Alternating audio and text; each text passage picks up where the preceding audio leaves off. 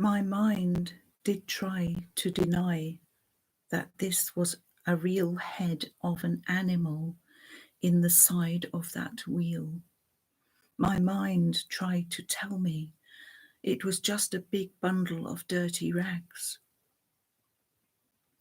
That pretense was no longer possible when I perceived the terrible white of the dear animal's eye, just in front of the now undeniably flapping ears.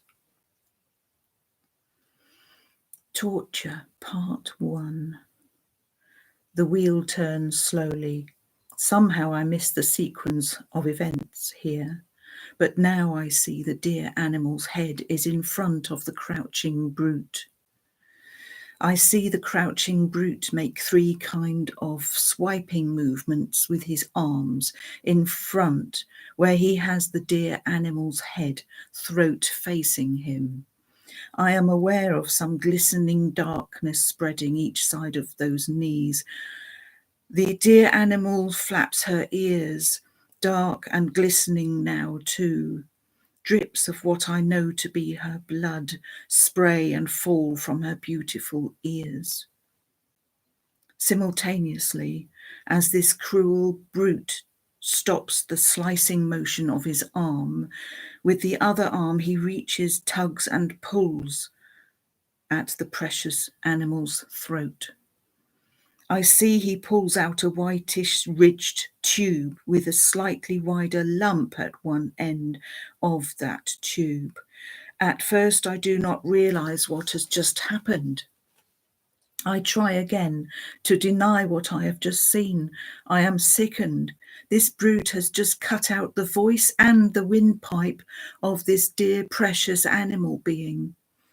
This evil deed is followed by the incredulous sight of the precious voice and windpipe being casually flung over the brute's own shoulder, across the floor behind, toward a large open bin in the corridor where the radio is still drivelling away in a room somewhere.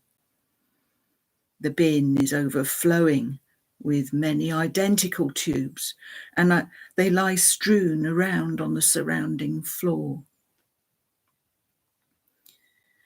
It dawns on me with sudden, terrible heartache that this overflowing bin is filled with the dear voices of the many precious animal beings who have passed through here before, as also the floor is covered with these dear voices, now dead voices.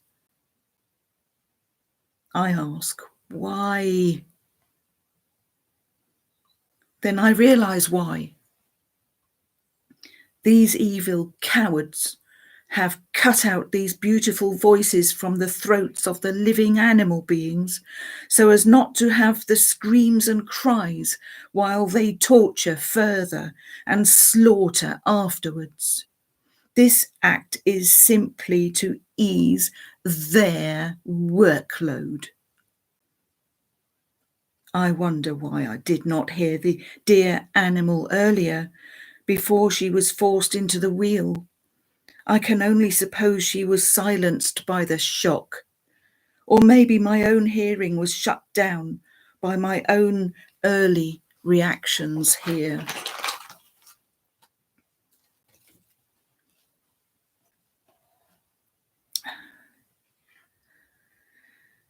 I'll read this next page. This needs to be longer. Dear readers, I must take a break from writing at this point, though I do not suffer the same torment now in going over this experience again, as in the initial stages of trying to produce this work of truth. I do need to stop to remind myself that I can find the strength to continue. So next day, I have decided that this Voice for Animals work does need to be produced in some separate chapters due to the intense energy required of me in the writing processes. 3 days on. Oh, my dear God, this task is great indeed. It is evening as I write this, not the right time to begin again. So I have a block of solitary time very soon. I will write then. And I think I produce the next piece as a more stream of consciousness essay, rather than attempt a more structured narrative, thus allowing the simply copying of notes, and so saving time. It is urgent to get finished and share this work. I would like you to know that I had the chance to share this work as an improvisational performance work at a spoken word event. I took the chance. It was a success. It had impact. And I believe that event needed to happen for me in order to be ready to finish this writing for animals. So, see you next page from my solitary writer's hovel.